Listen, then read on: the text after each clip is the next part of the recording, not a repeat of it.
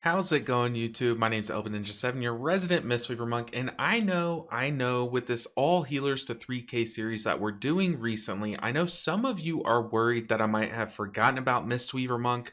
Don't worry, I'm still the resident Mistweaver monk, but I know that the Mistweaver content has slowed down recently. I admit that. But to make up for it, I wanted to make a video for you guys, kind of showing, like walking through each dungeon and showing some of the cool tricks that Mistweavers have on our utility belt. So let's just get into it. Now, starting with the Tall Desar, I'm sure you've seen this one used, but maybe you don't quite understand how it works.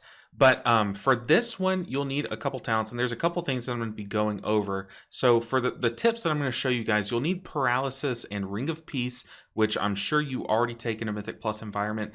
But you weirdly enough take Summon Blackhawk Statue. And like I said, some of you guys have seen this, but I'm just going to be explaining it because I do think it's a way that us Mistweavers have to cheese a mechanic that some of the other healers actually have to deal with. A big pain point mechanic. Now, obviously, I'm just in a heroic dungeon to show you guys a demonstration, but this does work in Mythic Plus environments. But it has to do with these juggernauts. So these juggernauts, they have a mechanic where they will attempt to find someone in ranged, a player in ranged, and they will pick one of the ranged players and then do their juggernaut dash to them, their assault to them. So in order to cheese this, one, if everyone is in melee range, so within 5 yards of these enemies, then they'll just dash on everyone in melee. It'll do a big cleave, do big damage, and hurt a lot. But as a Mistweaver monk, if you have everyone stack in melee, but put your summon ox statue within 5 to 20 yards of these juggernauts, first off, let me taunt it so it knows to aggro me. So pretend that you and the boss are here in melee. You have all of your range stacking here fighting this guy in melee range of him, and then you put your ox statue out in 5 to 20 yards. It will choose that ox statue every single time. Now, obviously, I'm not attacking these guys, so they're aggro to it. But once again, if I pull this guy over here, pretend we're tanking him right here, and I have my statue there, it will choose that every time. Now, it does not work if you have yourself or one other player outside of 5 yards of that juggernaut, because it will then choose between the ox statue or that player. But take this talent, it can really mitigate so much damage in this dungeon. And very importantly, it doesn't just work on this pool that's in this little corridor, it works on this pool up here with these juggernauts as well. So once again, ask your group to stack in melee, put your statue about 20, 18, 15 yards away, and it will work just fine. It also works on the juggernauts up in front of Priestess Alunza. The other tip using Black Ox statue is kind of niche, but as you know, there are a lot of stealth patrol mobs here. You see right here, there's a stealth patrol mob. And just if you're running a pug group and you know you're going to be pulling these guys, you might as well put your ox statue down so that their first out of stealth hit is not on one of your DPS by accident or on your tank. You can also do that on the patrol that is on these stairs to save your group a potential wipe. If you know you're going to be pulling this pack, I'm sure you've seen it before where you're pulling this pack, you don't pull the stealth mob first, and then your DPS that's standing at the top of the stairs gets one shot by these stealthers. So if you know you're going to be pulling this pack, you can just put your ox statue on the stairs, reveal these guys so they won't just blast one of your DPS, and then y'all can pull them in with these guys. Also, another tip for this pack is brutal, and on Fortified Weeks, I'm sure you've seen it where your group wants to skip this pack entirely. Well, you as the Mistweaver can actually help do that. And what you do is you use your other two talents that I talked about at the beginning of this video. You use Paralysis and Ring of Peace. You have to use them both in order to skip, but you target this leftmost Witch Doctor, you paralyze her, and then you boop her as far to the right as you can, and then your group can move through safely as long as you hug that wall, and boom, you are in this boss room and you have successfully skipped this mob. Now keep in mind, that lasts a minute, so you got to be careful, and especially after you kill this boss, if you still plan on skipping, like say you're at 100 count and you're just wanting to run straight to Yasma, you'll have to do it again. So once you kill the boss, you have to paralyze and boop her again. But like I said, that can save you guys a lot of time and a big hassle. Moving over into Throne of the Tides, these guys are a big pain point for newer Mistweaver monks or just newer healers in general. That Crushing Depths cast is very dangerous, and you guys need to stop getting in the habit of life cocooning that target or letting that target die, because we have excellent tools to deal with Crushing Depths. So, how that mechanic works is it is a dot underneath a heal absorb, and in order to remove the dot, you need to break the heal absorb. So, you just need to blast single target into these guys. And the good thing about Mistweaver is, although you're going to be doing as much single target healing to that one person during this pool as possible, since you're a Mistweaver, you're going to be cleaving your Vivifies, which is what you're going to be doing, onto your other allies. So you'll be able to keep everyone alive while just like funneling, blasting single target healing.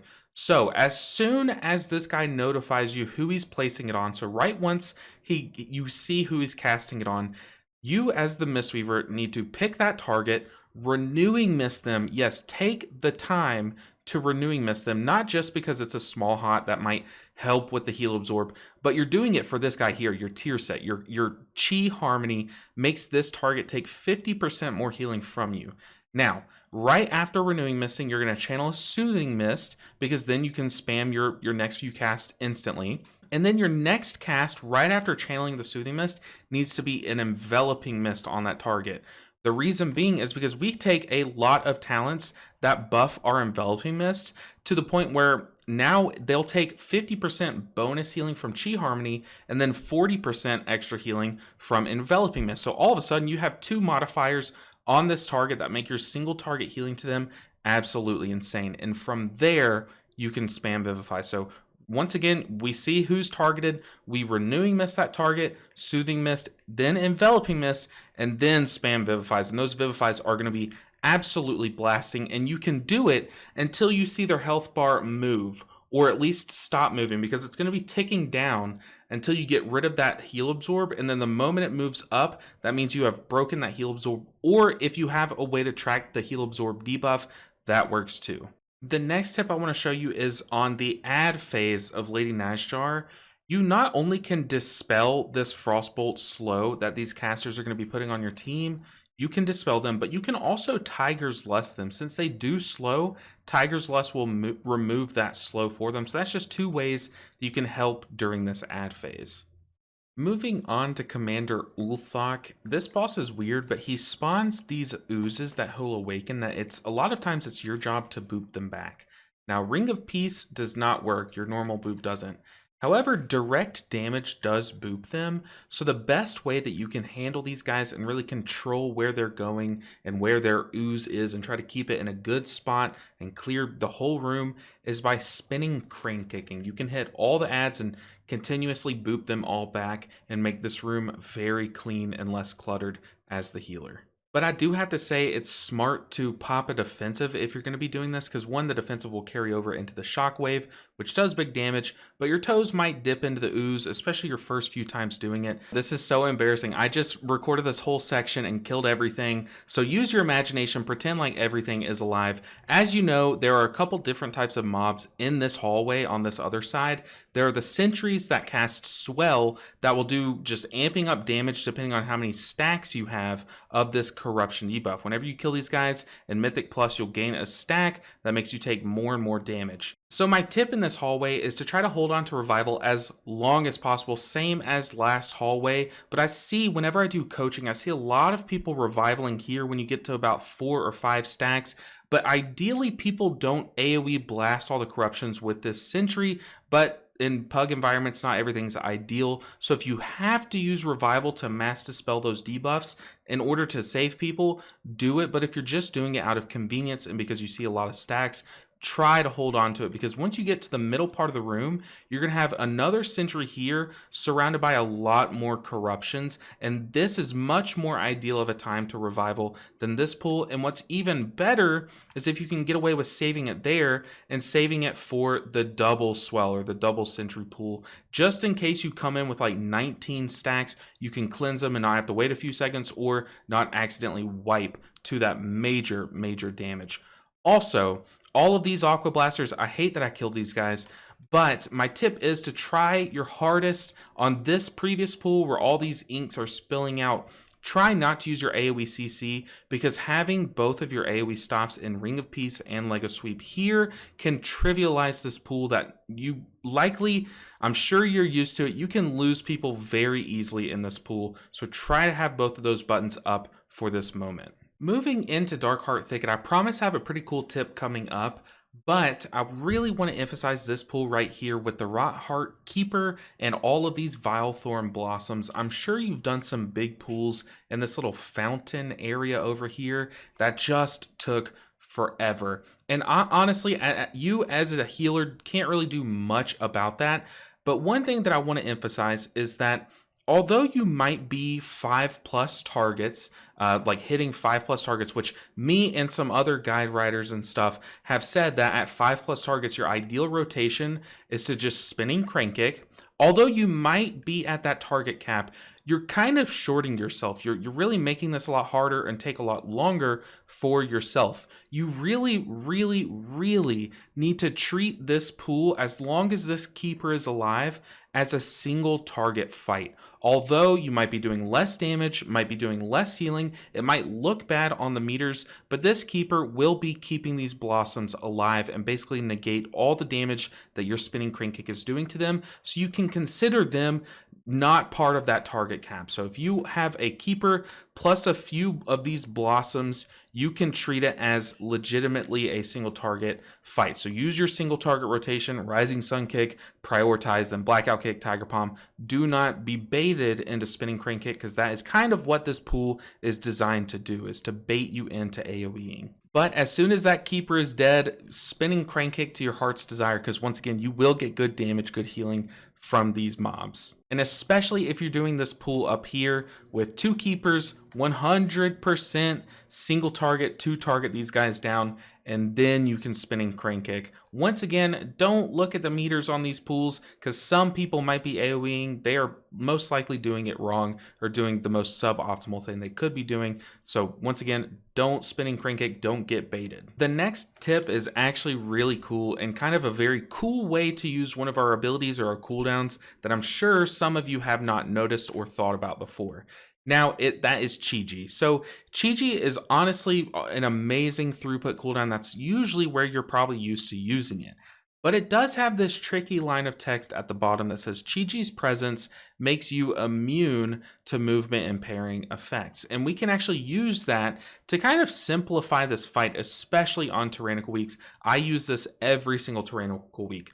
So if you know how this fight works, is he will spawn a root underneath everyone, and you can sponge that root and you can Tiger's Lust yourself, is one way to kind of activate your root to make it killable or make it much easier to kill. Or you can just tank it and take a lot of damage. But what we can do as Mistweaver monks is we can pop Chi-Ji and then run around and clear all of the roots that we can while Chi-Ji is out for free. We don't take any damage. It's very nice. However, if you're going to do this, do not tank the frontal. Make sure you are paying attention to not stepping in front of the boss. If anything, just forget about the ones that are in front of the boss that the tank drops. But let me try to go and show you guys. So once again, we're in combat, and he's going to spawn a root underneath everyone, and that root is basically unkillable. The reason why you would want to break it is because after a few seconds, it'll become an enemy or an ad and just make the fight a little more complicated on the tank. But what we can do as Mistweavers is we can either walk into that and then Tiger's Lust ourselves to free us activating that root, or we can pop Chi-Ji and run around and just walk through them and clear them all. And then now they are so much easier to kill, and it makes the fight so much easier, especially on tyrannical weeks. Moving on to the dragon boss. After this downdraft, after every single one, you can Sheilun's Gift to top up your group completely, so everyone is at full health for the earth-shaking roar. I say that because I see a lot of people sitting at 10 stacks of Sheiluns on this fight, but by the time that the next one comes, or the next downdraft comes, you have enough Sheilun stacks to top everyone up again. So just get used to cycling that as your cooldown of choice after these downdrafts, because look, we're about to have 7 or maybe even 8 stacks of Sheiluns after this downdraft. Obviously, you'll need some healing during the downdraft, but boom, everyone's at full health. No one gets one shot. You can even use Chi to give everyone a slight shield with Chi Cocoon just so they don't get one shot by that earth-shattering roar. But for the most part, Shaylun's gift can literally solo that mechanic. Guys, I didn't realize how long this would take or how long I would take to explain these things, I guess. So do you want to see more of this? You want me to tackle the other 5 dungeons in a future video or in 2 future videos? Let me know in the comments below. And also, if you noticed a big tip or a big little trick that you can use that I did not mention, make sure and leave that down in the comments, and go check the comments, see if there's anything cool that you might learn from, because I know that some of you guys have some tricks up your sleeves. But once again, guys, my name's ElbenNinja7, your resident Mistweaver monk, and I thank you so much for watching this video and for all the support that you guys have been giving me lately, especially during our series where we're taking all 7 healer specs to 3K Raider IO. I know you're probably tired of me mentioning it, but I do because I think it's a great series. I am so happy with how it's coming out, and I'm very passionate about it because of how much time and care I'm putting into the series. So if you have not checked it out already, I urge you guys to check it out. Just watch like 1 or 2 episodes. I promise you, you will enjoy it. But guys, that has been episode 1 of, I guess, Mistweaver season 3 tricks. I don't know what I'm going to call the series yet. But once again, thank you so much for watching, and a huge shout out to the patrons of this channel. I would not be able to continue making videos like this one, trying to help out as many people play this really weird Mistweaver spec as I can, if it weren't for these guys on the screen. So thank you so much to the patrons. And also a huge shout out to Loose Theron. Guys, I have been solely streaming on Twitch for some time, but in order to stream on both YouTube and Twitch, there is a big fee, and Loose Theron covered that for not just myself, but for you guys to enjoy me also on YouTube. So big shout out to them. I will be streaming Monday, Wednesdays, and Fridays on both YouTube and Twitch now. So I look forward to seeing more of you guys there. A lot of new faces have come in lately, and I think we've all had fun together. So I look forward to seeing you guys there. But guys, I'll stop rambling. My name's ElbenNinja7. Thank you so much for watching this video. I'll see you guys in the next one. Until then, take care.